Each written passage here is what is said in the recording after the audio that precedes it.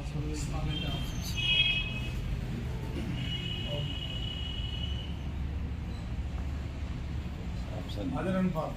जी।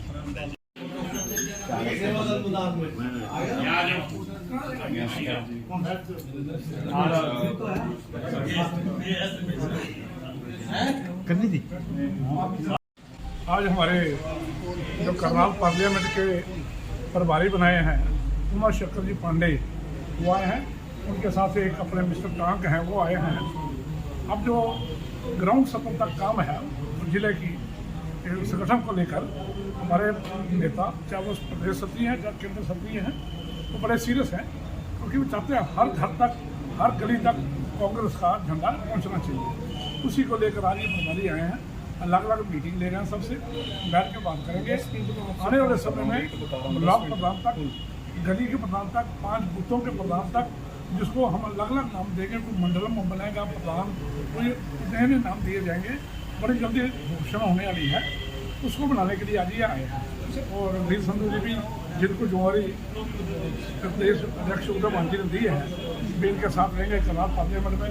रणवीर संधू जी, इसके बारे में इनको ज़्यादा मालूम है, यानी कि गली तक का कार्यभार सौंपा जाएगा। बात जैसे मैं बीजेपी से वो नहीं करना चाहते, लेकिन उनसे भी ज़्यादा जो मजबूत हमारे होंगे वर्कर होंगे, जो पार्टी का झंडा मजबूत रखेंगे, जो पार्टी के बस्ते के ऊपर इलेक्शन वाले दिन खड़े होकर वोटें दिलवाएंगे, जो गली गली तक वर्करों को पहचान होगी, किस गली में कौन आदमी वोट डाल सकता है, कौन काम संभाल सकता है, वहाँ तक हमारी कांग्रेस पहुँचना। यानी जैसे पन्ना प्रमुख बने उसी तरह से कार्यभार सौंपा जाएगा। वो उनकी हम नकल नहीं करते रहते, क्योंकि वो टेम्परेरी हैं। आपकी बात जो पन्ना प्रमुख का सम्मेलन हुआ, काशी गाँव में बस्से में जो खाली आ गई, वो पन्ना प्रमुख नहीं है, वो फॉर्मेलिटी कर रहे हैं। लेकिन हम जो मजबूत आदमी उनको बनाएंगे, अगले 40 साल तक कांग्रेस मजबूती से काम कर सकते हैं। लेकिन सर देखा जाता है कि कांग्रेस में ही अलग अलग ग्रुप बने हुए हैं। ये परिवार में गुट होते हैं, 3 भाई होते हैं, 2 का स्वभाव अलग होता है, एक अलग होता है, लेकिन जब सब भाई इकट्ठे होते हैं, इसलिए गुटबाजी कोई खास बात नहीं है। हर एक पार्टी में रही है, जहाँ मिल मिली जाते हैं वहाँ मंगलबाजी के आदमी नहीं पहुँचते, गुट वाली राजनीति नहीं, सब एक हैं। जब चुनाव आएंगे देखोगे सब करनाल की सड़कों में, हरियाणा की सड़कों पे सभी नेता एकजुट होकर काम करते नजर आएंगे। आपको सब लग रहा है कि अब 2024 के बिगुल बजाने के लिए चुनाव की तैयारी का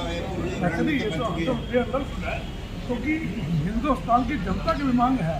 जो ये झूठी सरकार है मोदी साहब की, जिसने भाई भाई को लड़ा के सत्ता हासिल की है, जिसने लोगों को बहका कर सत्ता हासिल की है, उनको चलता करने के लिए लोगों की भी मांग है। आगे कांग्रेस पार्टी भी लोगों की डिमांड के ऊपर काम करने जा रही है। बाकी रघुवीर सिंह जी हमारे कहाँ से आए हैं जी? आज हमारे डॉक्टर उमा शंकर जी पांडे करनाल लोकसभा के प्रभारी लगाकर AICC से यहाँ भेजे गए हैं। ये संगठन पे भी जमीन से लेकर के पूरा का पूरा जो संगठन बनाना है, हमारे सेक्टर बने हैं, सेक्टर का प्रधान कौन होगा, सेक्रेटरी कौन होगा, वाइस प्रधान कौन होगा, फिर मंडल बने हैं, मंडल का कौन प्रधान होगा, सेक्रेटरी कौन होगा, पूरा का पूरा यूनिट, और ब्लॉक का कौन होगा। इस तरह से पूरे एक हल्के को 3 ब्लॉक में बांटा गया और उसमें 25 गांव, 20 से 25 गांव लेकर के एक से वो बनाया, मंडल बनाया। और जो ब्लॉक समिति का मेंबर होता है उसमें 1 गांव है, 2 गांव है, 5 बूथ है या 8 बूथ है, उनका एक सेक्टर बनेगा और उनमें जिम्मेदारी दी जाएगी कांग्रेस पार्टी के जो मजबूत साथी हैं। सेक्टर में भी प्रधान बनाया जाएगा, मंडल में बनाया जाएगा और ब्लॉक में बनाया जाएगा। उस प्रक्रिया के तहत पांडे जी यहाँ आए हैं और उनके साथ उनके सहयोगी साथी जो 3 कॉन्स्टिट्यूंसी देखेंगे, देखिए ओवरऑल पूरा का पूरा पार्लियामेंट देखेंगे पांडे जी। और मैंने और मेरे कुछ साथियों ने सरकार जी से, इन सब साथियों से सलाह लेके मेरी ड्यूटी लगी थी पूरे पार्लियामेंट के लिए सेक्टर, मंडल, एक विधानसभा के हिसाब से कितने मंडल आते हैं, कितने सेक्टर, नगर पालिका में मंडल कितने आते हैं, सेक्टर कैसे आते हैं, इनको पूरा हमने बना करके अपने प्रभारी जी को भेज दिया था। उसी को लेकर के कितने दिन की समीक्षा होगी और प्रभारी कितने दिन तक यहाँ पर रहेंगे और कहाँ से आए हैं प्रभारी? देखिए, हमारे प्रभारी कांग्रेस के नेता हैं, लखनऊ से आए हैं, AICC के माध्यम से उनकी यहाँ ड्यूटी लगी थी। ये प्रक्रिया जय दिन में भी पूरी होगी। हम सेक्टर से लेके और ब्लॉक तक की पूरी करेंगे। इसमें 10 दिन लगे, 15 दिन लगे, 20 दिन लगे, जो भी समय होगा इसको पूर्ण रूप से 2024 के लिए टीम गठित की जाएगी। 2024 चुनाव की ये तैयारी एक एक घर से लेके, गली मोहल्ले से लेकर प्रभावित लोगों को पार्टी से जोड़ा जाएगा और उनको जिम्मेदारियां दी जाएंगी। ब्लॉक जो हमारे बूथ लेवल के साथ उनको भी बूथ तक पहुंच करके उनको जिम्मेदारी देने का कार्य क्या नाम है जो लखनऊ से आज पहुंचे हैं प्रभावी? डॉक्टर उमाशंकर पांडे। सर, किस उद्देश्य को लेकर के यहाँ आज मीटिंग की गई है और क्या कहना चाहेंगे? यहाँ पर प्रभारी पहुँचे हैं उत्तर प्रदेश से जो है आज करनाल के अंदर, क्या रणनीति बनाई गई और क्या संदेश जो है आप लोगों को दिया गया? आज की जो मीटिंग का उद्देश्य है ये कांग्रेस की बूथ लेवल, सेक्टर लेवल और ब्लॉक लेवल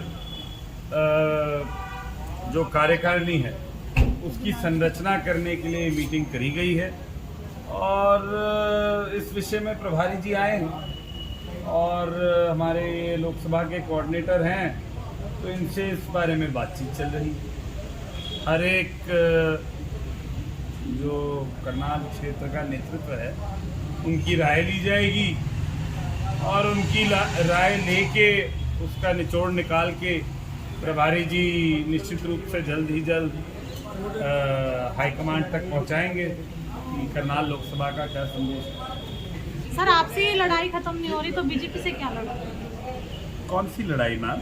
सर, गुटों में कांग्रेस बटी हुई है। पिछली बार जब रेस्ट हाउस में कांग्रेसी पदाधिकारी इकट्ठे हुए तो बहुत बवाल मचा था, एक दूसरे के चश्मे तक तोड़ दिए थे आपस में।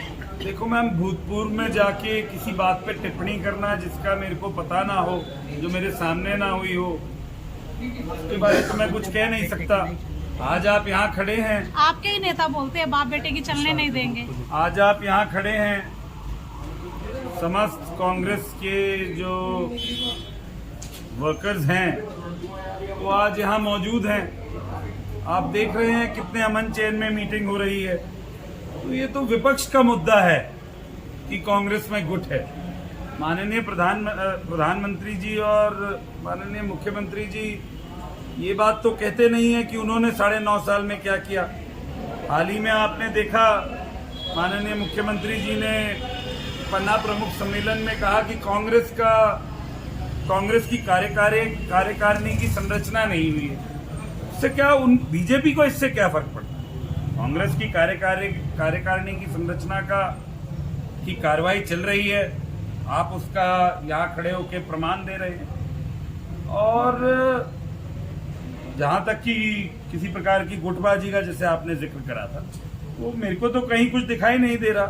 सारे कांग्रेस के नेतागण आए हुए हैं। शैलजा गुट का कोई नहीं पहुंचा जी यहाँ पर। आप कह रहे हैं अच्छा, मेरे को ऐसा कोई शैलजा गुट यहाँ दिखाई नहीं दे रहा है। कोई शैलजा गुट, कोई और गुट, ये नाम आप और विपक्ष दे रहे हैं।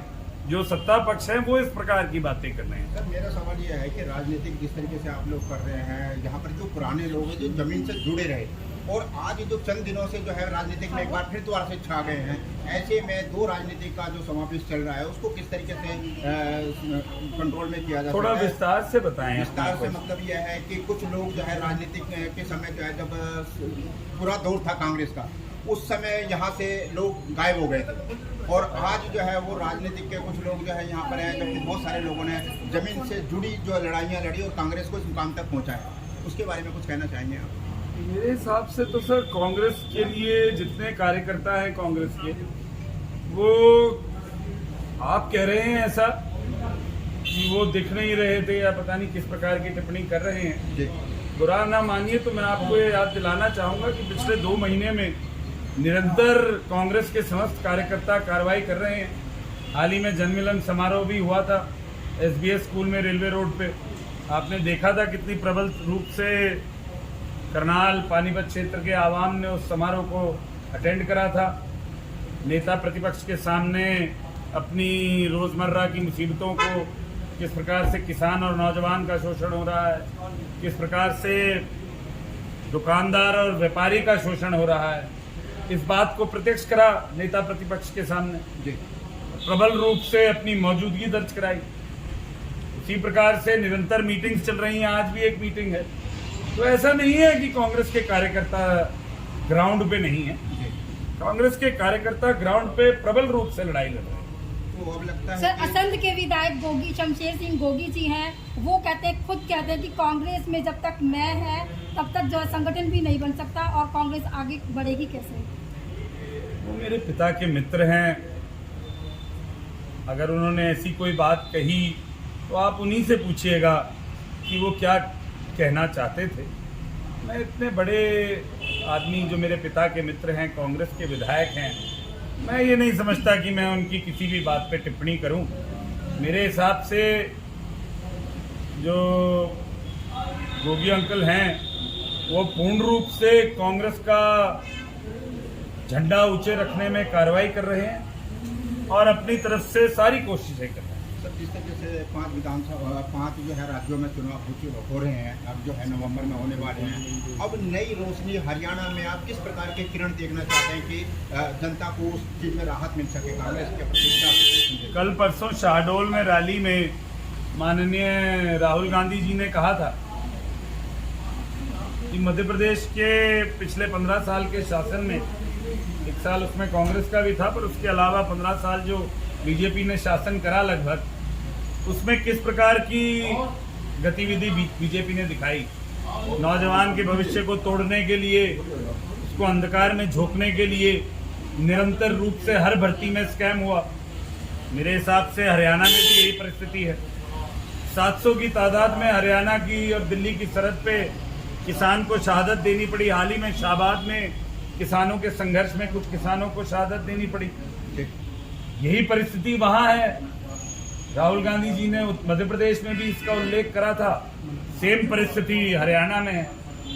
किसान के साथ शोषण हो रहा है, उसको उसकी फसल का दाम नहीं मिल पा रहा, किसान को बेसहारा छोड़ दिया है। जो उसको वादे किए गए थे उससे सत्ता पक्ष मुंह मोड़ रहा है। तो ऐसी परिस्थिति में मैं तो इतना ही कहूंगा कि हरियाणा में the winds of change are blowing, बदलाव की हवाएं चल चुकी हैं। का कांग्रेस परिवार है जो आगामी लोकसभा चुनाव के लिए कमर कस के तैयार है। संगठन निर्माण की प्रक्रिया पहले एक फेज हमने पूरा किया था, जिसमें जिले और प्रदेश के लोगों के नाम यहां से लिए गए थे और वो हाईकमान को भेजे गए थे। अब ये हमारा दूसरा और तीसरा चरण है, जिसमें हम ब्लॉक पर, मंडल पर और उसके नीचे सेक्टर पर कांग्रेस पार्टी का संगठन तैयार करने की प्रक्रिया शुरू की है। और उस दिशा में आज ये हमारी पहली बैठक थी, जिसमें डिस्ट्रिक्ट करनाल के तमाम जो सीनियर पदाधिकारी हैं, एक्स-एमएलए हैं और भी तमाम जो पहले के संगठन के पदाधिकारी हैं, उन सब से मिलकर हम लोग एक रणनीति पर चर्चा कर रहे थे और आने वाले समय में नीचे ब्लॉक लेवल पर जाकर हम लोग इस प्रक्रिया को आगे बढ़ाएंगे। सर, इससे क्या बदलाव आएगा कांग्रेस में? कांग्रेस में बदलाव की जरूरत नहीं है, बदलाव हरियाणा की सरकार में जरूरत है। ये सरकार बदलने की जरूरत है और कांग्रेस पार्टी उसी की तैयारी कर रही है। हरियाणा की जनता का एक सवाल है, जो आपस में ही नहीं एक हो सकते, तो बीजेपी से क्या लड़ेंगे? आपको दिख रहा है पूरा परिवार एकजुट है। आपने ही कहा कि पूरे कांग्रेस के सारे लोग यहाँ पर उपस्थित है। सिर्फ कांग्रेस पार्टी जो है गुटों में बटी हुई है। आपको कहाँ से लगता है गुट पार्टी? सिर्फ शैलजा गुट है और शैलजा कांग्रेस पार्टी की लीडर है। शैलजा जी, रणदीप सुरजेवाला जी कांग्रेस पार्टी के लीडर हैं, भूपेंद्र सिंह हुड्डा जी और दीपेंद्र जी कांग्रेस पार्टी के लीडर हैं। इसमें गुटबाजी कहाँ है? सर, इस समय आप जो प्रभारी के रूप में यहाँ पर महत्वपूर्ण पद को लेकर के आए हैं, तो किस तरीके की राजनीतिक और किस तरीके का यहाँ पर समन्वय बनाया जा सकता है ताकि आम जन को ये लगे कि हाँ भाई जो हरियाणा की राजनीति है उसमें कांग्रेस पूरी तरीके से सक्षम है? देखिए, हरियाणा की जनता कांग्रेस पार्टी के साथ है। हमसे कोई कमी न रह जाए, उस दिशा में संगठन निर्माण की जरूरत है और हम वही कर रहे हैं। हरियाणा की जनता ने ठान लिया है कि हरियाणा में कांग्रेस पार्टी की सरकार बननी ही चाहिए और ये भारतीय जनता पार्टी की झूठ और जुमले की सरकार, महंगाई देने वाली सरकार, भ्रष्टाचार देने वाली सरकार, युवाओं को बेरोजगार बनाने वाली सरकार को उखाड़ फेंकने के लिए जनता कमर कस के तैयार है। हमसे कहीं चूक ना हो जाए, इसलिए हम संगठन को भी तैयार कर रहे हैं। सर किस लेवल पर संगठन बनाया जा रहा है? संगठन मैंने आपको बोला, पहले हमने जिला और प्रदेश के लेवल पर हमने तैयारी कर ली, वो पहला फेज था। अब ये हमारा दूसरा और तीसरा फेज। महिलाओं को कितना आरक्षण रहेगा जी? और मंडल पर हम तैयारी कर रहे हैं। समीक्षाओं को कितने दिन तक का यहाँ पर जो है राजनीतिक तौर पर देखा जा सकता है? कितने दिन तक यहाँ पर जो है आप समीक्षा करेंगे ताकि एक संदेश जो है वो केंद्र सरकार तक जा सके? ये समीक्षा बैठक नहीं, ये संगठन निर्माण का बैठक है, और संगठन निर्माण में हमारे पास नेताओं की पूरी फौज है और हर लेवल पर नेताओं की फौज है। उनको सही जगह पे बिठाने के लिए संगठन निर्माण की प्रक्रिया है। तो एक अच्छा सत्ता पक्ष वाले हमेशा कांग्रेस को लेकर टिप्पणी करते रहते हैं कि संगठन तैयार नहीं होता, संगठन तैयार नहीं होता। तो ऐसा अब क्या आप आए हैं तो संगठन तैयार होगा? हाँ, आप ठीक कह रही हैं। क्या सर पन्ना प्रमुख की तर्ज पर संगठन बनाया जा रहा है? पीछे हम संगठन नहीं बना पाए थे, लेकिन अब हम संगठन को बना रहे हैं। पहले फेज का हमने बताया, हमने कर लिया, ये दूसरा और तीसरा फेज है। आपको बहुत जल्द हरियाणा में कांग्रेस पार्टी का संगठन सेक्टर से लेके मंडल, ब्लॉक और जिले और प्रदेश तक दिखाई देगा। क्या सर ये पन्ना प्रमुख के तर्ज पर संगठन बनाया जा रहा है? देखिए, ये इवेंट मैनेजमेंट कंपनी नहीं है भारतीय जनता पार्टी। आपने अभी बात जो पन्ना प्रमुख की बात करें, जनता ने उनके पन्ने उड़ा दिए। आप इंतजार करिए, आपको भारतीय जनता पार्टी हरियाणा में दिखने वाली नहीं, बस उनका ये इवेंट और तमाम तरीके की शब्दावलियां ही रह जाएंगी। पन्ना प्रमुख जनता उनके साथ है नहीं, उनको तो यहाँ जिले का अध्यक्ष और प्रदेश का अध्यक्ष मिलना मुश्किल हो जाएगा 2024 के बाद। सर उदय भान जी, उन्होंने कई बार घोषणा भी की है कि जल्दी जल्दी हम संगठन बनाएंगे, लेकिन प्रदेश स्तर पर काफ़ी लंबा समय हो गया है, आज तक जो है वो पूरी तरीके से टीम जो है प्रदेश स्तर पर नहीं बन पा रही है। तो कहीं ऐसा लगता है कि राजनीति का किसी दूसरे पक्ष का कोई दबदबा चल रहा है या क्या? देखिए, दबदबा तो जनता ने उनका निकाल दिया। जहाँ तक हमारे संगठन की बात है, मैंने कहा पहला फेज हो चुका है। बहुत जल्द आपको प्रदेश और जिले के अध्यक्ष मिल जाएंगे कांग्रेस पार्टी को।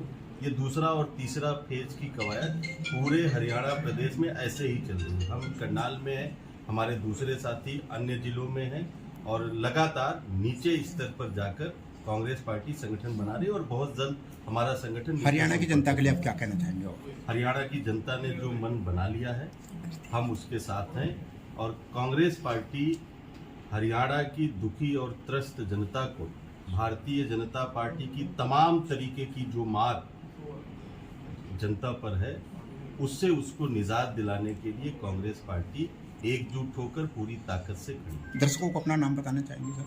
डॉक्टर उमाशंकर पांडे। धन्यवाद सर। रिपोर्ट बना के ऊपर भेजेंगे, और अभी किसी को कोई कार्यभार नहीं सौंपा गया, बहुत जल्द वो सूची आने वाली है। सर, सत्ता में अगर कांग्रेस पार्टी आती है तो सबसे पहले कौन कौन सी चुनौतियां हैं जो कांग्रेस पार्टी के सामने आएंगी?